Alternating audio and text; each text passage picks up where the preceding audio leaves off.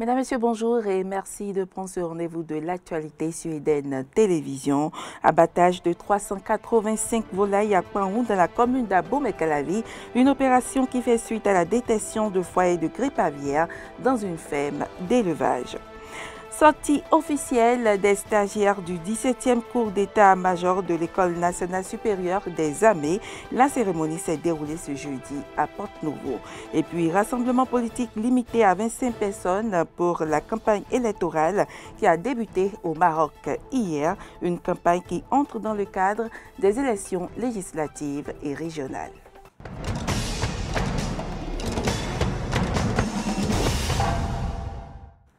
Bienvenue à toutes et à tous. Un foyer de grippe aviaire s'est déclaré dans une ferme d'élevage de volailles à Panhou, dans le village d'Avagbé, dans la commune d'Abomey-Calavi. Et pour parer au plus pressé, le ministère de l'Agriculture, de l'Élevage et de la Pêche, à travers la Direction générale de l'Élevage, a procédé hier à l'abattage de 385 volailles.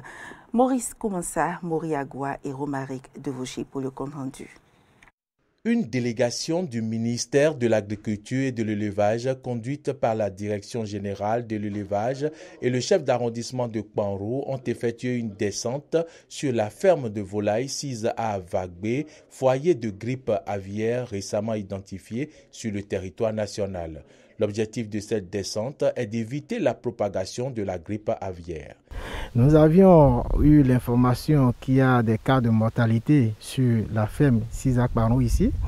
Et automatiquement que la direction a été alertée, les deux maladies qui ont été soupçonnées, c'est la peste aviaire ou la grippe aviaire appelée souvent influenza aviaire. Et ce sont ces deux maladies qui ont été soupçonnées. Donc la direction a envoyé des agents sur le terrain par le biais de la direction départementale de l'agriculture et de l'élevage qui ont eu à faire des prélèvements. Ces prélèvements envoyés au laboratoire de référence au Bénin, qui est le LADICO, qui est ici à Parakou, a révélé la présence du virus A5N1, qui est le virus de la grippe aviaire. C'est vrai qu'au niveau de mon arrondissement, dans une ferme précisément à Dedo, dans le village d'Avagbé, il y a une ferme avicole qui est atteinte de la grippe aviaire. Et à cet effet, je crois que le ministère de l'Agriculture et de l'Élevage a dépêché rapidement une équipe que j'ai accompagnée sur les lieux, et la Direction générale de l'Élevage et la Direction départementale de l'Agriculture et de la Pêche. Ces deux institutions sont arrivées avec moi pour procéder à l'abattage du reste des volailles et afin de pulvériser aussi le lieu où se trouve cette ferme-là. Dans cette ferme de Panhou, 1100 têtes de volailles ont déjà succombé à la grippe aviaire. Pour circonscrire le mal, les autorités ont procédé à l'élimination et à l'incinération des 385 têtes de volailles restantes. Dans ce cas, qu'est-ce qu'il faut faire? Automatiquement, il faut éviter la propagation du virus. Et c'est dans ce cadre que nous sommes venus ici. Nous sommes là pour éviter la propagation du virus en faisant une opération qui est d'abattre tous les animaux, de détruire tout ce qui a contribué à l'élevage en matière de litière, comme les sacs de chute ou en tout cas tous les matériels. En dehors des abreuvoirs et des mangeoires, tous ces matériels seront détruits. Les abreuvoirs et mangeoires seront désinfectés et le local, c'est-à-dire l'endroit aussi, sera désinfecté. À l'instar de la ferme de Panhou, tout promoteur se doit d'alerter à temps les autorités locales ou centrales pour l'application des mesures urgentes afin d'éradiquer la grippe aviaire en République du Bénin. Les stagiaires du 17e cours d'état-major de l'École nationale supérieure des armées ont reçu ce jeudi le parchemin. La cérémonie de sortie a eu lieu dans l'enceinte de l'institution à Porte-Nouveau et a été présidée par le chef d'état-major des forces armées béninoises. Je vous invite à suivre le reportage de Aristide Setti. 27 officiers stagiaires de 5 différentes nationalités du 17e cours préparatoire à l'obtention du diplôme d'état-major sont sortis ce 26 août. Ils sont désormais aptes à servir leur nation En tant qu'officier d'état-major, grâce à des notions acquises 36 semaines durant à l'École normale supérieure des armées de Porto Novo. Pour la première fois dans l'histoire des forces armées béninoises, les stagiaires du 17e DEM, de même que plusieurs officiers supérieurs des forces armées et de défense et de sécurité et d'autres personnalités civiles ont suivi les cours universitaires devant leur donner droit au Master 2 en études stratégiques, sécurité et politique de défense, soit au total 16 modules de 25 heures chacun, dispensés par d'éminents enseignants tant béninois qu'étrangers, couvrant les unités d'enseignement telles que la pensée stratégique, la politique de défense et de sécurité, la défense et le renseignement, l'armée et les conflits et la sécurité. Placé sous son leadership, le chef d'état-major des forces armées béninoises a prodigué des conseils aux récipiendaires venus du Bénin, de la Côte d'Ivoire, du Congo, du Sénégal et du Niger. À vous, stagiaires, nouveaux diplômés d'état-major, je vous invite à suivre scrupuleusement et à appliquer les conseils de votre commandant école. Je vous demande, pour ma part, de garder en mémoire que ce parchemin n'est qu'une présomption de connaissance et qu'il vous reviendrait de vous démener chaque fois que vous serez en situation pour être à la hauteur des attentes de vos supérieurs. Ce n'est qu'à ce prix que vous montrerez digne de votre nouveau statut d'officier d'état-major. Les 3 premiers de ce 17e cours préparatoire à l'obtention du diplôme d'état-major sont tous de nationalité béninoise. Ouverture hier à Cotonou de l'atelier de partage de connaissances du volet gouvernance du projet OMI-Delta. Pendant 2 jours, les acteurs de la mise en œuvre du programme vont discuter des questions liées à l'eau et à la résilience climatique. Justemé Defodji, Fiak Voitan. Les acteurs du programme OMI-Delta sont en atelier de partage de connaissances du volet gouvernance du dit programme. Un programme élaboré et mis en œuvre par le Partenariat national de l'eau du Bénin, l'ONG Alcré et Social Watch Bénin avec l'appui technique et financier des Pays-Bas. Les grands défis nécessitent des solutions durables qui ne peuvent être atteintes qu'avec une approche inclusive et une gestion communale transparente envers la population, le conseil communal et le gouvernement central. Mais la mise en œuvre des solutions durables veut aussi dire l'ancrage dans les habitudes, dans l'entretien des ouvrages. Pendant 2 jours, les participants à cet atelier de partage de connaissances du volet gouvernance du programme OMI-Delta vont discuter des acquis et leçons à tirer de sa mise en œuvre. Nous sommes ici ce jour pour partager les résultats, les acquis, les leçons et les bonnes pratiques de la mise en œuvre de ce projet. Je voudrais vous inviter à apporter vos contributions, dont je ne doute point de la qualité, vu les compétences de chacun ici présent, pour de meilleures perspectives d'utilisation des résultats et leçons apprises de la mise en œuvre de ce projet sur l'ensemble du territoire national. Le volet gouvernance du programme OMI-Delta contribue au renforcement des capacités des structures de concertation ou de veille pour le respect des droits humains liés à l'eau et à l'amélioration de la résilience climatique. Et puis les agents de la municipalité de Cotonou suivent depuis ce jeudi un atelier de renforcement de capacité sur les lois relatives à l'état civil au Bénin. Cet atelier prend aussi en compte les élus locaux. Frédéric Espoir Mambou, Damien Pédo pour le compte rendu. Le présent atelier s'inscrit dans le cadre du programme annuel d'assistance aux communes. Pendant 48 heures, il réunit les élus locaux et responsables des services de l'état civil de la municipalité de Cotonou avec des objectifs définis. Nous ferons le point afin de constater ensemble si les délais prescrits par la loi en matière d'état civil sont respectés. Des propositions concrètes pour une amélioration des services rendus par l'administration municipale à nos populations.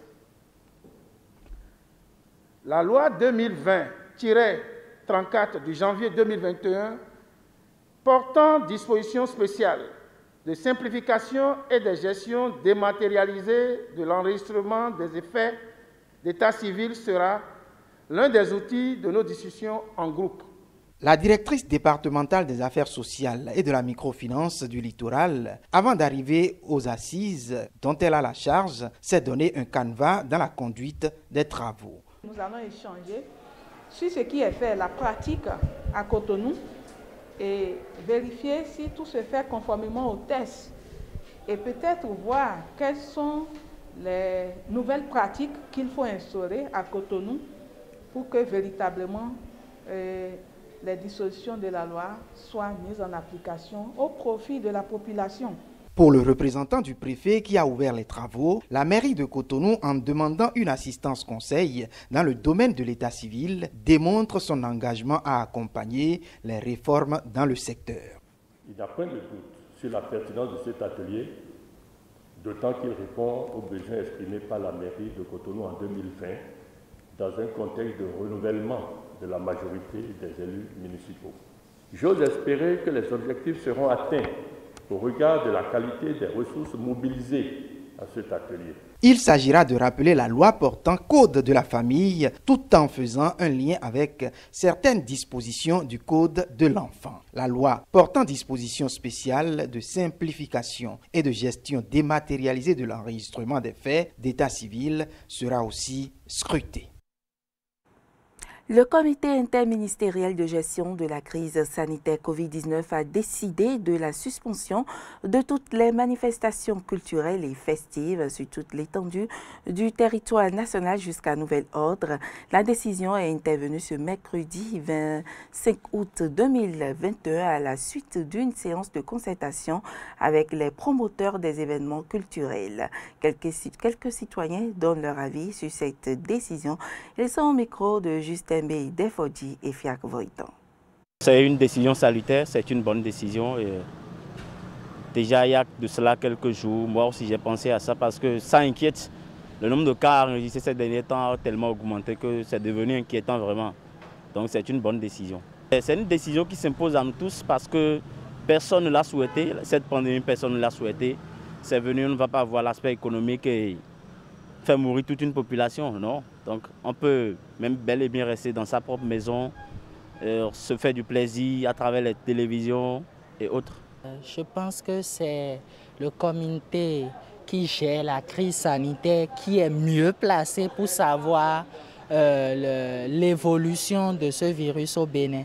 Et donc s'ils reviennent, s'ils prennent cette mesure, certainement c'est pour un peu cadrer, c'est le nombre de contamination qui augmente. Et donc pour contrôler ce nombre, certainement cette décision a été prise. Et je pense que toute décision a des implications, que ce soit sociales ou économiques, et ça va forcément influencer négativement ceux qui interviennent dans ce secteur culturel et qui dépendent de ça. Cette mesure prise par le gouvernement béninois actuel est bonne, en ce sens que ça permet de limiter la propagation du virus, surtout dans les zones qui sont les plus exposées.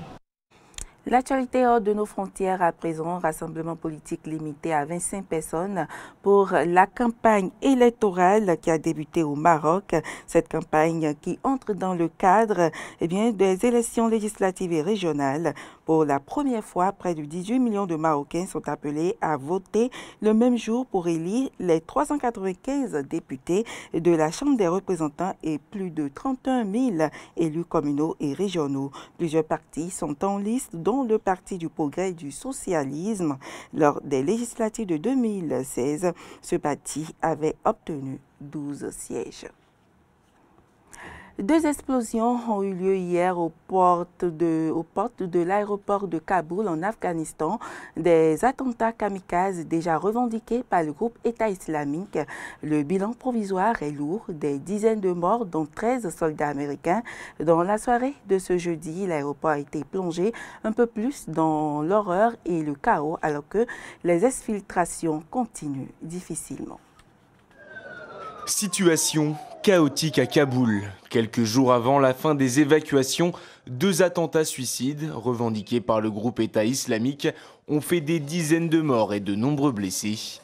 Le drame a eu lieu près de l'aéroport, seul point stratégique encore aux mains des Occidentaux, notamment afin de permettre l'exfiltration de ressortissants et de nombreux Afghans voulant fuir le pays. Mais ce jeudi, aux alentours de 16 h, les terroristes ont frappé. L'explosion s'est produite à l'extérieur de l'aéroport, près du canal. Selon les premiers bilans, au moins 13 soldats américains ont été tués. Tard dans la soirée, Joe Biden, visiblement touché, a tenu à leur rendre hommage, évoquant des héros engagés dans une mission dangereuse. Le président américain a d'ores et déjà annoncé des représailles contre le groupe État islamique. Nous ne nous laisserons pas décourager par des terroristes. Nous ne les laisserons pas arrêter notre mission. Nous poursuivrons l'évacuation. Nous répondrons avec force et précision au moment et à l'endroit de notre choix. Ces terroristes du groupe État islamique ne gagneront pas. Nous allons secourir les Américains là-bas, nous ferons sortir nos alliés afghans et notre mission continuera. L'Amérique ne se laissera pas intimider. Malgré les attaques terroristes de ce jeudi, les évacuations continuent tant bien que mal à l'aéroport de Kaboul. Près de 100 000 personnes ont déjà été exfiltrées depuis la prise de pouvoir des talibans le 15 août dernier. Selon Joe Biden, le mouvement islamiste ne serait pas lié aux attentats qui viennent d'avoir lieu dans la capitale afghane. Jusqu'ici, on ne m'a pas fourni de preuves qu'il y ait eu une collusion entre les talibans et le groupe État islamique pour mener à bien ce qui s'est passé aujourd'hui et ce qui devrait continuer.